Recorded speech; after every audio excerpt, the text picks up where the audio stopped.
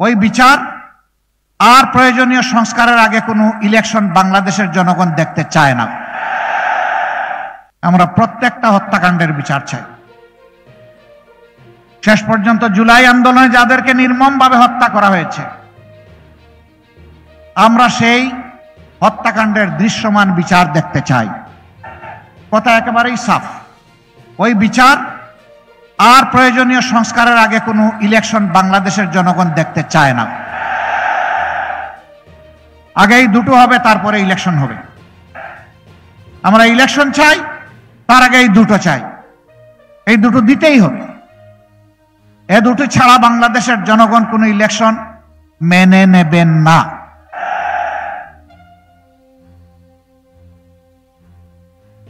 বিচার ছাড়া যদি ইলেকশন হয়, ভবিষ্যতে যারা ক্ষমতায় আসবে তারা এর চাইতে বড় খুনি হওয়ার আশঙ্কা আছে। সংস্কার ছাড়া যদি নির্বাচন হয়, তাহলে 6-9 ওই নির্বাচন জনগণ দেখতে চায় না। আর দামি ইলেকশন, নিশিরাতের ইলেকশন, আর কুকুর বিড়াল মার্কা ইলেকশন জনগণ দেখতে চায় না। পেশি শক্তির ইলেকশন দেখতে চায় না। কালো টাকার প্রভাবযুক্ত ইলেকশন দেখতে চায় না। পেশি শক্তি এবং কালো টাকার প্রভাব মুক্ত ইলেকশন দেখতে চায়। এই জন্য আমরা পরিষ্কার বলেছি, ইলেকশনের পদ্ধতিও পাল্টাতে হবে। জনগণের প্রত্যেকটা ভোটের মূল্যায়নের জন্য আনুপাতিক হারের নির্বাচনে যেতে হবে। সেই নির্বাচনে জনগণের প্রত্যেকটা ভোটের মূল্যায়ন হবে। যোগ্য লোকেরা সংসদে যাবে, পেশিওয়ালা এবং কালো শক্তির মালিকেরা আস্তে করে আউট হয়ে যাবে। একটা মেধাভিত্তিক যোগ্যতা সম্পন্ন একটা পার্লামেন্ট হবে। সেই পার্লামেন্ট বাংলাদেশকে ইনশাল্লাহ আগামীতে মুক্তির পথ দেখাবে। আমরা ওই পার্লামেন্টটা চাই। আমি জামাতে ইসলামের পক্ষ থেকে সকল ধর্ম বর্ণের মানুষকে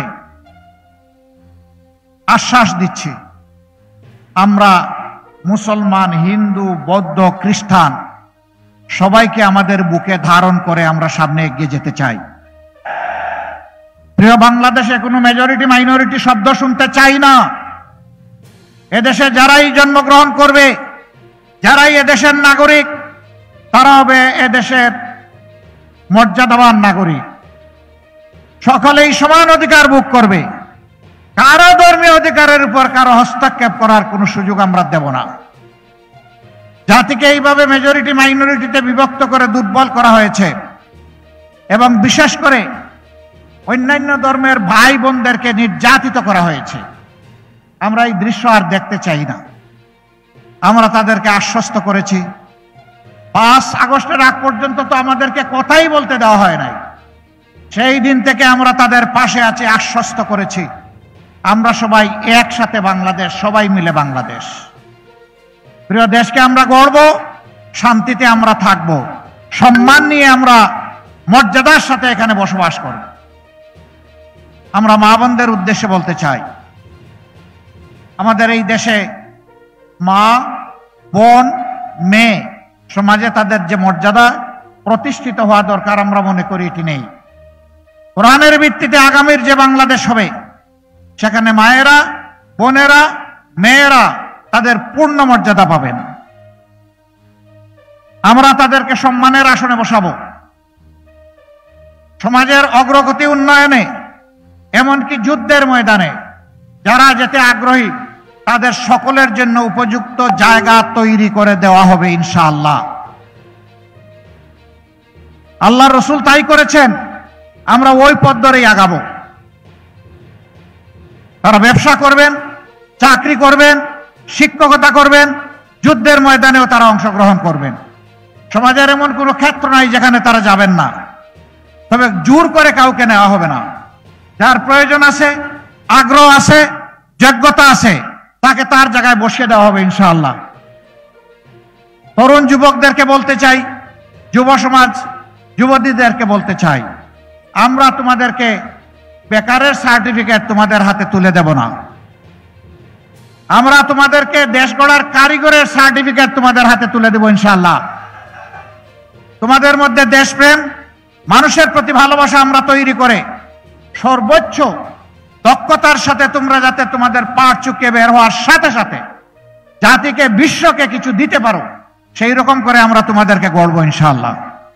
অতএব আল্লাহ বাংলাদেশের জনগণের সেবার সুযোগ আমাদেরকে দিলে সর্বপ্রথম আমরা গুরুত্ব দিব শিক্ষার উপরে। শিক্ষা জাতির মেরুদণ্ড, মেরুদণ্ড মজবুত হলে এই জাতি শক্তিশালী হবে। মেরুদণ্ড দুর্বল থাকলে এই জাতি বর্তমানের মতো এই রকমই অবহেলিত থাকবে। আমরা এই জাতিকে একটা শক্তিশালী জাতি হিসাবে গড়ে তুলতে চাই। এই সপ্তাহের বাংলাদেশে কোনো বৈষম্যের জায়গা দেওয়া হবে না। উনি প্রধানমন্ত্রী, তাই তার বাড়িতে সেখানে উন্নয়নের স্রোত শুরু হবে, উন্নয়নের জোয়ার শুরু হবে। আর অন্য এলাকায় কোনো মন্ত্রী নাই, প্রধানমন্ত্রী নাই, পছন্দের এমপি নাই, সেই এলাকায় কোনো উন্নয়ন হবে না, বঞ্চিত থাকবে। এই কাম আগামীর ওই বাংলাদেশে চলবে না। আমরা তালিকা তৈরি করব, যে এলাকাগুলা যত অবহেলিত উন্নয়নের ক্ষেত্রে তাদেরকেই আগে আমরা টেনে নিয়ে আসবো, তাদের অধিকার আগে তাদের হাতে তুলে দেব। এখানে দাবি জানানোর প্রয়োজন হবে না, এখানে আল্লাহকে ভয় করে বিবেক দিয়ে কাজ করা হবে ইনশাআল্লাহ। আমরা প্রত্যেকটা মানুষকে সম্মান করার জন্য আমরা সবাইকে শিখাবো, আমরা নিজে সম্মান করব, প্রত্যেকটা মানুষকে আমরা ভালোবাসবো। এখানে দেখব না কে কোন ধর্মের আর কে কোন দলের, আমরা শুধু দেখব তারা মানুষ, আমরা শুধু দেখব প্রিয় দেশের নাগরিক। এরকম একটি দেশ আপনারা চান কিনা? সত্যিই চান? কালকে হয়ে যাবে, এই যে চাইছেন আপনারা হয়ে যাবে? এর জন্য কি করতে হবে? লড়াই করতে হবে, সংগ্রাম করতে হবে। সেই লড়াই আপনারা করতে রাজি আছেন? মুরব্বীরা যে হাত তুললেন, পারবেন? যুবকরা হাত তুলেছেন, তারা না হয় পারবে, মুরব্বীরা পারবেন? এখানে অনেক বুড়া মানুষ আছেন না, সবাই হাত মিলান দেখি, একটু বুড়া মানুষদের হাতটা আমি একটু দেখতে চাই। আপনারা শুধু যারা বুড়া তারা হাত তোলেন, যারা বুড়া।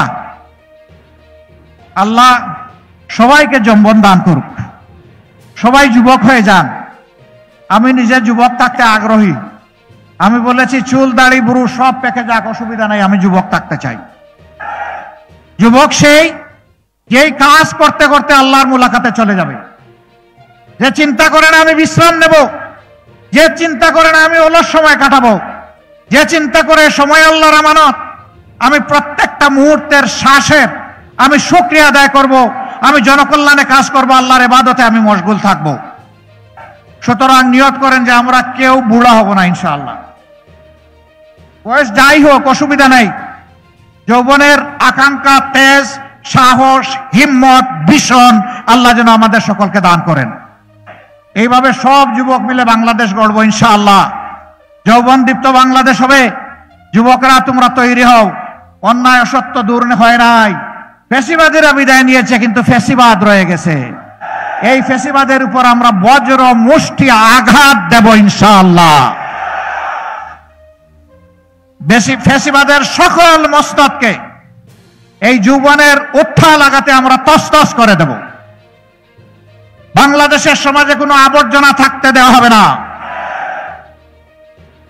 যারা মানুষের শান্তি কেড়ে নেবে, যারা মানুষকে অপমান করবে, যারা মানুষের উপর জুলুম করবে, আমরা তাদেরকে ছেড়ে দেব না ইনশাআল্লাহ।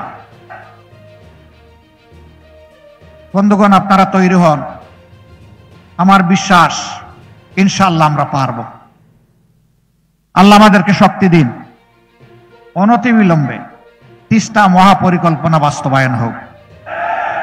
এই পথে এই জাতি কারো চোখ রাঙ্গানির যেন পরোয়া না করে। এটি আমাদের অধিকার। এ আমার স্বাধীন বাংলাদেশ। আমার দেশকে আমি সাজাবো। আমার দেশের প্রয়োজনে আমি উন্নয়ন কর্মসূচি হাতে নেব। আমার দেশের প্রয়োজনে আমি অবকাঠামো তৈরি করব। এখানে কারো নাক গলানোর কোনো সুযোগ নাই, কারণ আমরা কারো ব্যাপারে নাক গলাই না। আমরা আমাদেরকে নিয়ে, প্রিয় দেশকে নিয়ে চিন্তা করি। সম্মানিত ভাইয়েরা, এরকম আরো অনেক প্রয়োজন আছে। এটাই শেষ নয়। দেখা হচ্ছে, দেখা হবে ইনশাআল্লাহ। লড়াইয়ের ময়দানে আমরা থাকব। প্রিয় বাংলাদেশকে আমরা শান্তি, সমৃদ্ধির, দুর্নীতিমুক্ত, দুঃশাসনমুক্ত মানবিক বাংলাদেশ হিসাবে গড়ে তোলা পর্যন্ত আমাদের লড়াই অব্যাহত থাকবে। সেই সমাজটা আমরা আল্লাহর দেওয়া বিধানের ভিত্তিতে গড়তে চাই, কারণ আল্লাহ আমাদের সকলের স্রষ্টা। যে যে ধর্মেরই হই না কেন, আল্লাহ আমাদের স্রষ্টা।